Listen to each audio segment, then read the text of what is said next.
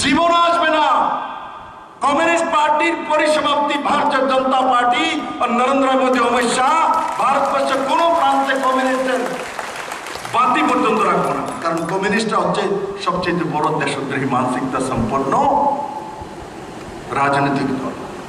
এরা গরিবের কল্যাণ করে না, গরিবের ছেলেকে এনে AK-47 দিয়ে মাওবাদী বানায় না।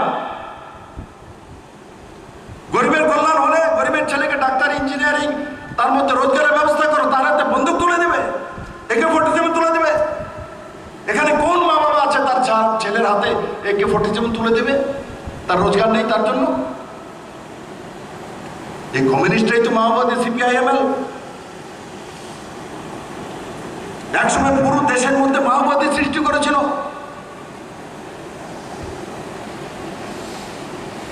ভারতবর্ষকে ছিন্ন বিচ্ছিন্ন করার ব্যবস্থা করেছিল। এদের সোচ,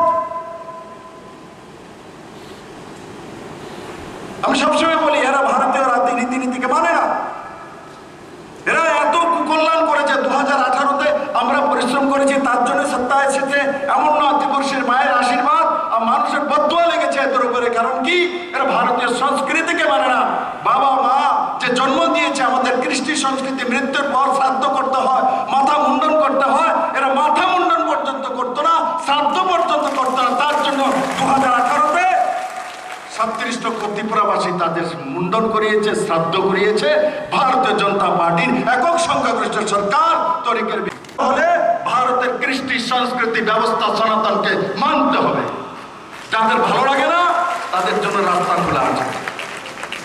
কেউ যদি ভাবে এটা ফ্রি ফান্ডের ভূমি, এখানে এসে কোনো কিছু বলবো আর এখানে সব মেনে নেবে, ভারতীয় জনতা পার্টি অমিত ভাই শাহ আর মাননীয় প্রধানমন্ত্রী নরেন্দ্র ভাই মোদী যে দেশ বিরোধী কথা বলবে, যে রাষ্ট্রদ্রোহী মতো কথা বলবে, রাষ্ট্রদ্রোহের মতো চিন্তা করবে, যে চীনের কথা বলবে, যে পাকিস্তানের কথা বলবে, তার জায়গা ভারতবর্ষে নেই। এখন কমিউনিস্টের কোনো নেতাই নেই ত্রিপুরা রাজ্যের মধ্যে। আর নেতাবিহীন কোনোদিনও দল নির্মাণ হতে পারে না। আর যিনি এখন আছেন, নতুন পলিটব্যুরোর সদস্য হয়েছেন, ঠিক আছে, পার্টির সাংগঠনিক বিষয় হোক, চন্দ্রলোকে তিনি চলে যান। কিন্তু উনি ST হয়ে একটা ST সিটে দাঁড়ানোর মতো হিম্মত করেনি।